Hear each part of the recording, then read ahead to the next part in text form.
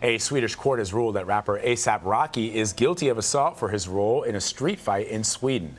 Rocky and two members of his entourage were accused of beating a 19-year-old man in Stockholm last June.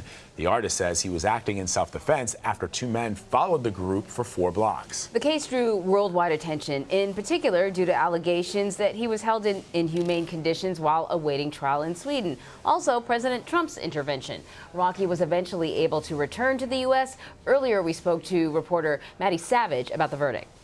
Yeah, so it's a guilty verdict, but he won't have to spend any more time behind bars here in Sweden. Remember, he spent a month in custody ahead of his trial, which is what sparked off all of the controversy around this case. Now, the judge rejected A$AP Rocky and his entourage's claims that they were acting in self-defense.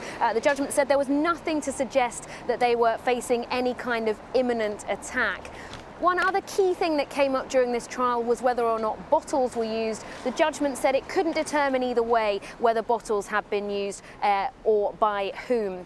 Now, alongside this suspended sentence that the group have been given, they have also been asked to pay damages of around $1,300 US. Now, that might not sound a lot compared to American cases, but it's pretty typical for a case of this kind here in Sweden, perhaps even a little bit more. Have you heard any reaction from A$AP Rocky or his team?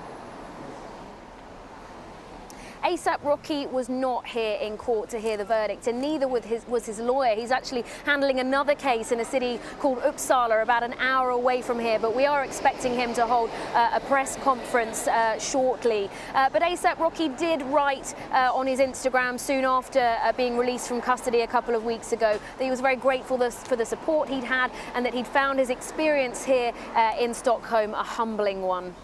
Maddy, one of the things that I think is sort of what a lot of people have been talking about and why it's such a curious case is the video that we, the public, saw, not the video that was shown in the courtroom or that the prosecutors had access to, showed, by most people's accounts, Rocky and his team telling those young men that they didn't want to fight, that they should be left alone. And then we saw the altercation, what now the authorities in Stockholm are saying is an assault. But do you have a sense of what the prosecutors saw that made them go after A$AP Rocky and his entourage so forcefully as they did?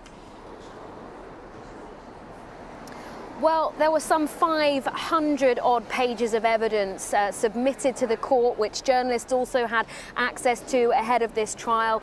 They included text messages sent between A$AP Rocky's entourage and a lot of quite graphic photos of the injuries inflicted on the victim that I think certainly will have been taken into consideration when it comes to the judgment in this.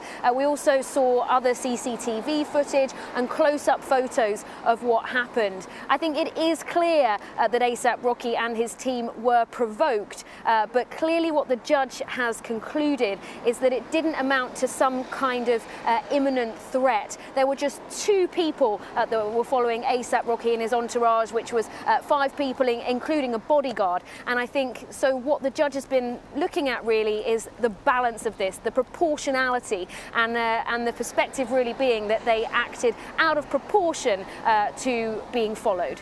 So how is this playing in Sweden? You know, over here there were celebrities sort of tweeting support for him. Obviously, you know, the president tried to intervene. But I'm wondering how the Swedish people have observed this whole saga. This has been a huge story in Sweden ever since it broke. It's been a quiet summer in terms of news here, and it's been dominating the headlines. But I think a lot of Swedes think it's quite bizarre that President Trump tried to get involved, that he was calling up the Swedish Prime Minister and asking for him to get involved in the case.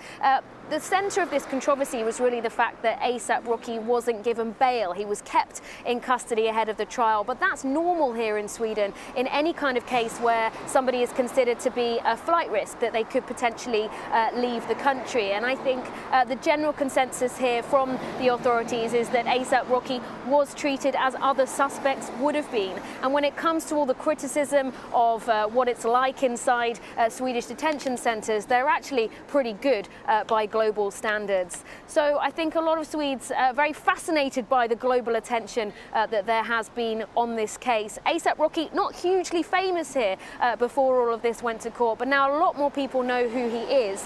We understand he may be returning to Scandinavia in the coming days. He's scheduled to play at a festival in Finland on Friday, but we don't know for sure whether he'll actually show up for that.